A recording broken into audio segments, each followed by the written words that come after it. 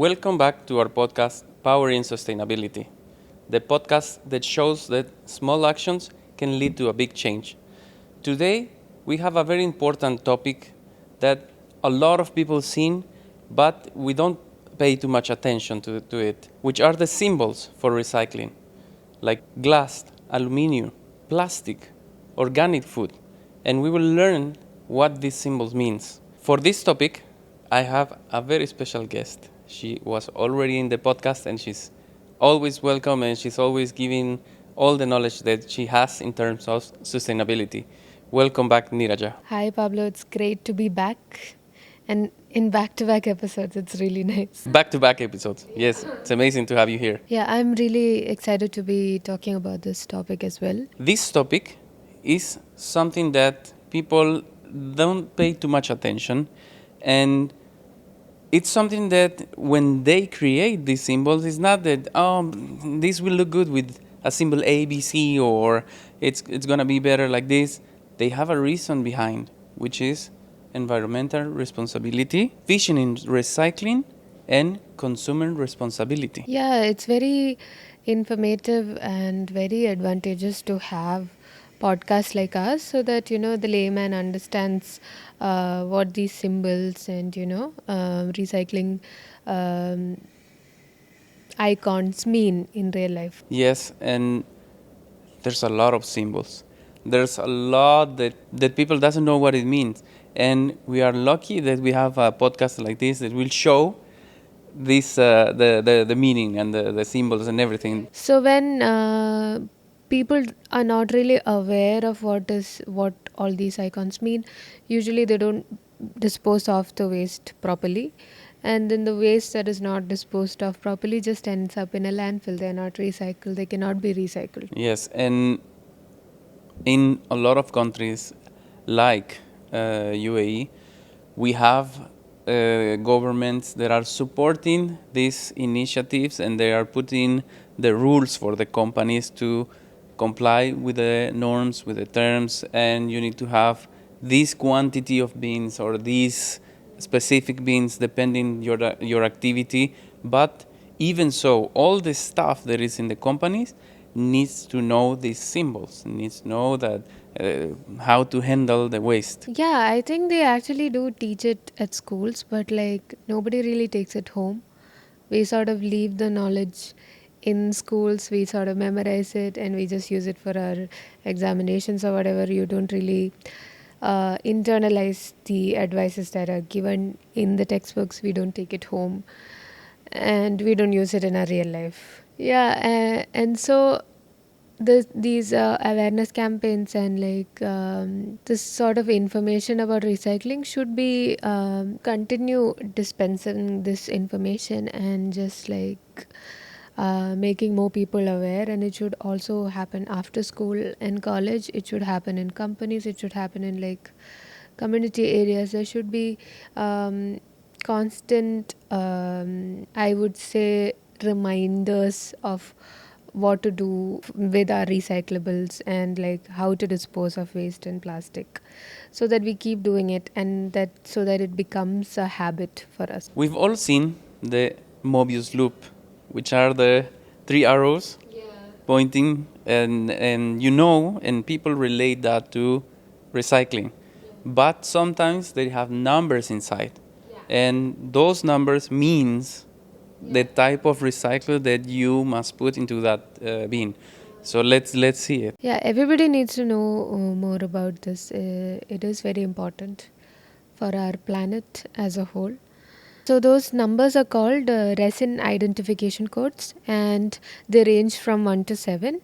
1 and 2 being the most popular ones. All of these numbers mean a different thing. It just it tells us about what kind of material is used in a packaging or plastic and how this can be recycled, and it helps us segregate our items so that these waste can be disposed of properly. And it's like you open a new window. They say, oh my God, it exists different types of plastics. what plastic am I holding now? What's the bottle? What's this? What's this other for the house? So let's dive into it. So the first type, or number one, are PET, PET or PETE. That is the material. And these are the ones that you most commonly see around us. We have it in water bottles and like some kind of food packaging mostly. And these are easily recyclable. They're one of the most common items that are recycled. And once recycled, they can be made into like carpets, bags, etc. So that's number one. Then comes number two. Number two are actually HDPE. The material is called HDPE, and we are very familiar with it because we have our MGB bins that are made of the same material. And the advantage of this material is that it's very tough and it's moisture resistant. That's why we use it in our bins. This is also commonly found in like milk bottles and toys and stuff like that because of these properties. And they can be also recycled quite easily, and they can be recycled into like outdoor furniture. This is something called plastic lumber and bins actually. The next item, which is number three, it's PVC. This everybody knows. The material is used in like pipes and flooring, and this number three is actually quite tricky to recycle because it has additives in it, and when you try to like recycle it, there is a risk of toxic fumes being emitted, so it is tricky to recycle, but it still can be. We still recycle it to produce traffic cones and tiles. Yeah, and number four is LDPE. And LDPE, we use it every day. It's LDPE is very flexible. It is used in grocery bags and also like squeeze bottles like of ketchup and stuff like that.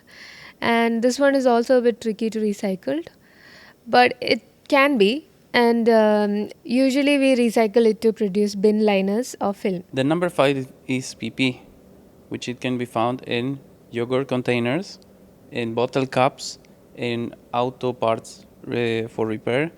And this is for industrial recycling, that all these materials, it works for industrial recycling. The number 6 is the PS, which is polyester, that you can find it in coffee cups, egg cartons, and takeaways, the plastics, which it cannot be recycled in the normal way as the others, but it can come back into foam products, which is used in the construction. The last one is number 7, which is the plastics like polycarbonate, nylon, which for these ones, you need to have special facility for the recycling.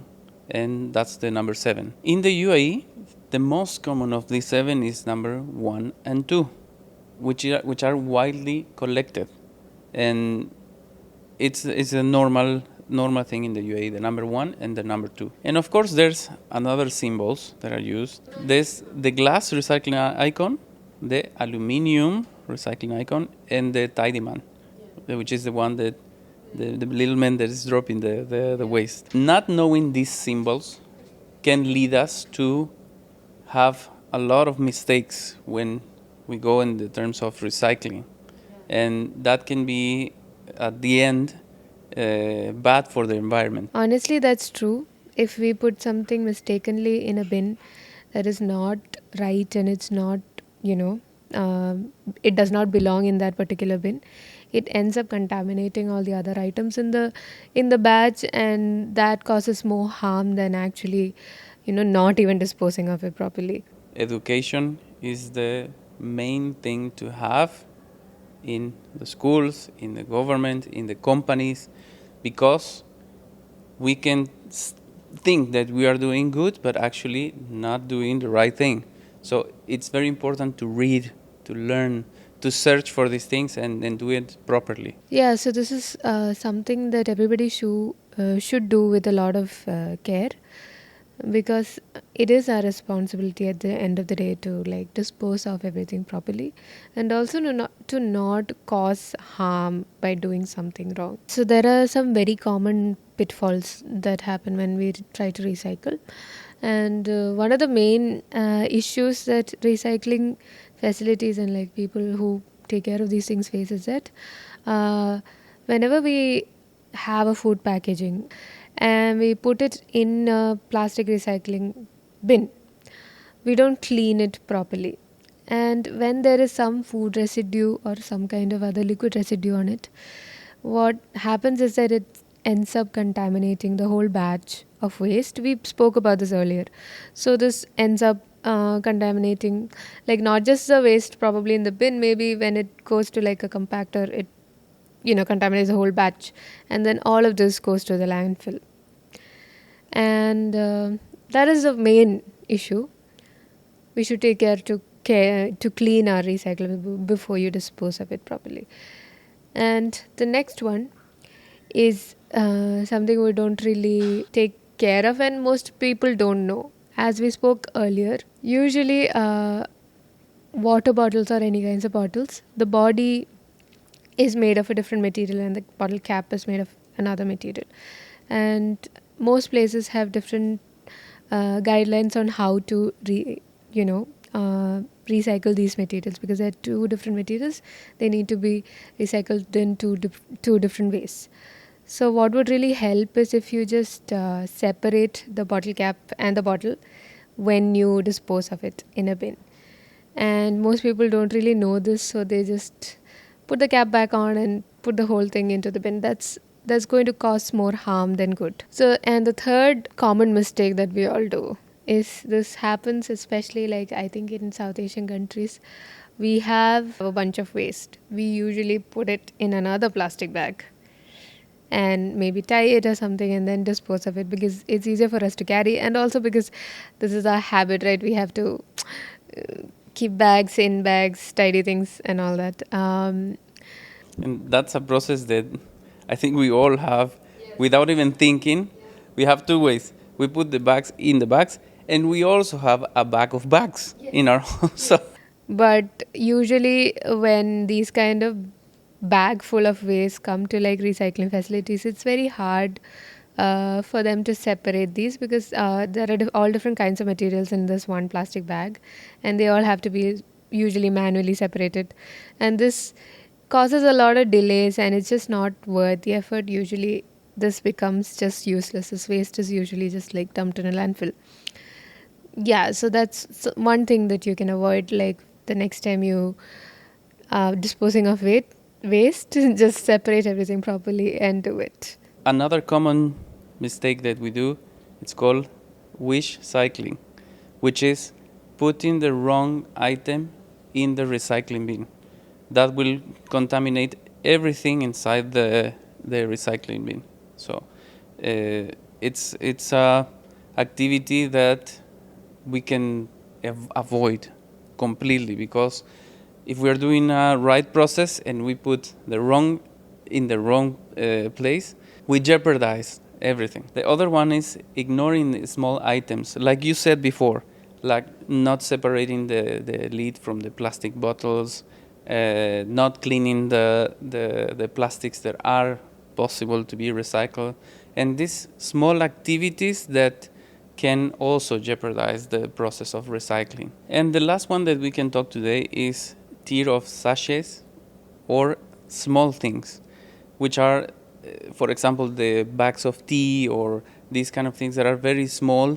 Normally, they are not properly separate. Yeah, when it comes to plastic packaging, especially when it comes to like sachets of milk and like ketchup or whatever it is, when you break off a small piece, this causes these small plastic pieces to be separated from the main cover, and this down the line when it goes to recycling, usually this results in an irregular shape for the whole cover, and then this affects the baling process and all that, and these small pieces in turn break into smaller pieces and they become microplastics, and that causes an even larger issue. So whenever you have a sachet or something like that which is plastic, It's just much safer to just cut it across and not separate it from the actual body of the whole sachet.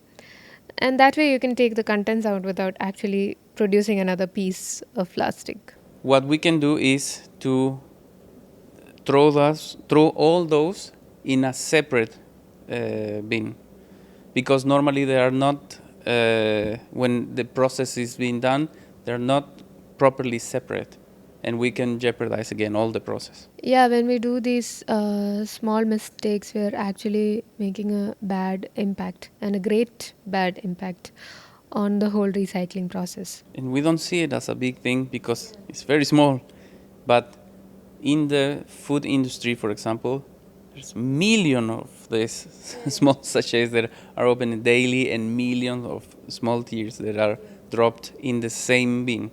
So it is very important. It is very important because we can help the recycling process, or we can jeopardize the recycling process. Normally in the Middle East, we have common recycling centers that people can go and dispose their waste properly. Recently, we helped launch a community recycling center in the UAE.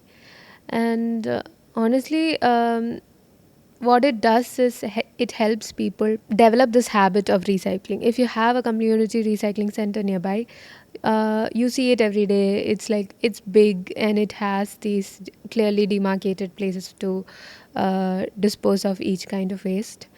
And people, when they see it, they are reinforced with the idea that, there is this place I can recycle. And they do actually do that. When they have waste, they see this place, they go and they dispose of their waste in the proper channels, because it's hard to miss. They have, like, in these recycling centers, they have these items written with each channel very clearly, which item goes where. And this, it's very easily accessible, and it's easy to understand. Anybody can do it. And what this helps is, this promotes a habit of recycling, which is very important, especially as citizens and as expats, to like develop this kind of habit. This will help us in the future. It is the first step, I would say, to having a more sustainable future. Yes, and these kind of places you can notice because they're big and they're colorful, so everybody can participate into this. And these are not just drop points, but it's something larger that UAE is promoting. Yes, actually, UAE is, as a country, we have committed to net zero by 2050. And I would say the first step in achieving that is actually promoting recycling habits among people. And recycling, honestly, it touches all the areas of our goals. It reduces waste, it reduces the use of new raw materials, it conserves that kind of energy and raw materials, and it is, I would say, the first step to being sustainable and reaching our goals. Exactly, and we can make the difference, and we can actually change the mindset of generations. So the next generations already come with, it's my duty to recycle, and we don't even have to push them. And it's something that it comes with the normal growing, the learning of all these process. When you recycle, we're actually playing a small part in this journey that the country is taking as a whole. And in the future, we can say that we are also a part of it, and that we played an active part of it just by doing these small things. Yes, now that you know, you cannot unknown. So we are responsible for what we do. All these small choices that we take will take us to the goal of sustainability. So it's always good to have you here, Niraja. I always enjoy talking about these subjects with you because we are doing something and we are putting one step forward to make a change. Yes, so the next time, the viewers of this podcast see the recycling symbol with numbers on it, they'll know what it means. And I hope this helps you become better at recycling your waste properly. And I hope that you are also able to make a big impact with a small step. Thank you for everything, and let's talk about more sustainability details in a lot more podcasts. Yeah, I'm super happy to be here, and I hope you keep calling me for next episodes as well. See you soon.